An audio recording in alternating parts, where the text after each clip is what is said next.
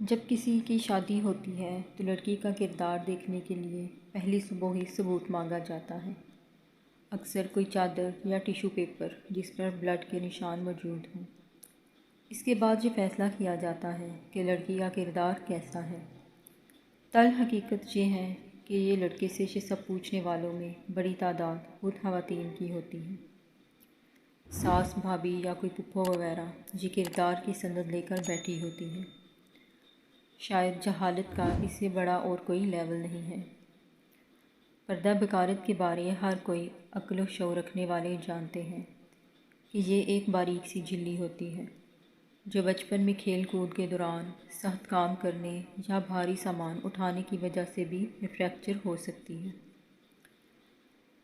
Bleeding ہونے یا نہ ہونے سے آپ کسی لڑکی کے کردار کا فیصلہ ہرگز نہیں کر سکتے۔ میں اکثر سوچتا ہوں کہ ہم لڑکوں کا بھی کوئی ایسا نظام ہوتا تو لگ پتہ جانا تھا کہ کون کنوارا ہے اور کون نہیں۔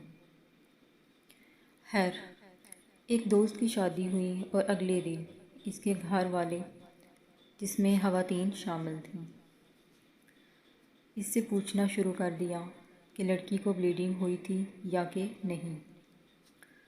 لڑکے نے بتا دیا کہ بلیڈنگ نہیں ہوئی تو بس لڑکی کے کردار پر خود خواتین نے انگلی اٹھانا شروع کر دی۔ میری نظر میں لڑکا بھی عقل و شعور سے پیدل تھا کہ اپنے کمرے میں ہونے والے معاملات کو اس طرح شیئر کر رہا ہے۔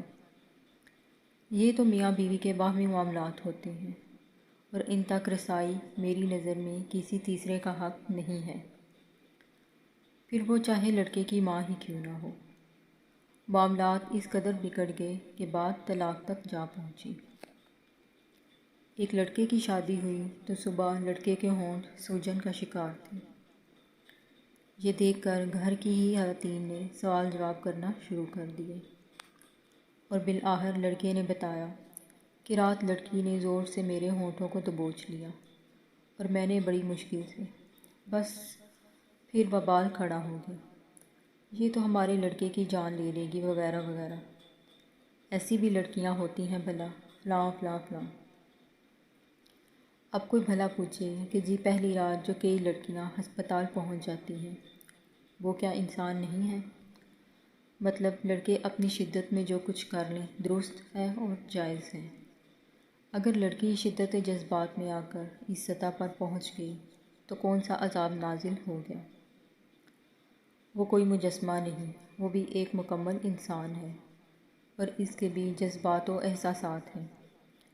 یہ تو فطری بات ہے کہ جب لڑکے جذبات و احساسات میں بہک سکتے ہیں تو احساسات تو ایک لڑکی کے بھی بہت زیادہ ہوتے ہیں۔ ایک لڑکے کی شادی ہوئی اور کچھ ہی دن بعد جھگڑے ہونے شروع ہو گئے۔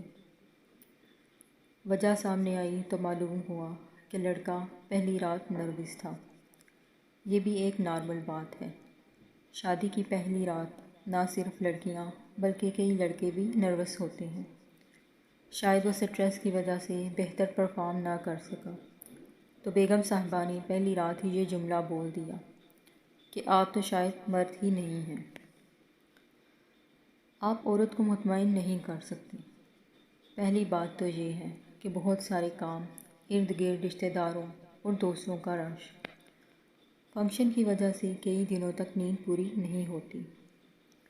پھر بارات والے دن لمبا سفر، رسومات وغیرہ، جس کی وجہ سے لڑکا اور لڑکی دونوں سٹریس میں مبتلا ہوتے ہیں اور سٹریس یا ڈپریشن آپ کے سارے جسم اور نظام کو متاثر کرتے ہیں۔ سٹریس میں مبتلا شخص نارملی اپنی پرفارمنس کھو دیتا ہے۔ اسی وجہ سے سمجھدار لوگ یہی مشورہ دیتے ہیں کہ پہلی رات اپنی نیند پوری کریں، سٹریس فری رہیں۔ پہلی رات سب کچھ کرنا ضروری یا شرط نہیں ہے۔ ایک دوسرے کو وقت دیا جا سکتا ہے۔ گفتگو کریں، باہمی جھجک کو ختم کریں، پسند ناپسند پر بات چیت کریں۔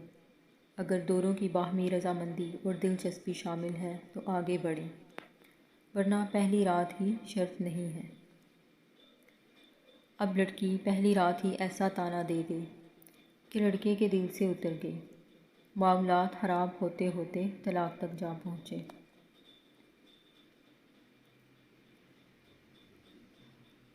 پھر ان معاملات پر آگے ہی بہت ضروری ہے۔ سید سمر صاحب نے ان موضوعات پر سلسلہ شروع کیا اور میں اس بات پر متفق ہوں کہ یہ موضوع شادی شدہ اور کنواروں سب کے لیے اہم ہے۔ علم نہ ہونا بھی بڑے مسائل پیدا کرتا ہے۔ لڑکے اور لڑکی دونوں کو یہ بات سمجھنے کی اشد ضرورت ہے۔ البتہ ہمارے ہاں ریلیشن شپ کی مد میں جسمانی تعلقات بھی عام ہوتے جا رہے ہیں۔ کالج اور یونیورسٹی کے دوران ہی کئی لڑکے اور لڑکیاں شادی سے پہلے شادی شدہ جیسی زندگی گزار رہے ہوتے ہیں۔ آپ صرف ہوٹل مالکان سے پوچھیں تو وہ بتائیں گے کہ یہاں آنے والوں میں 80% سے زائد اسٹوڈنٹ ہی ہوتے ہیں۔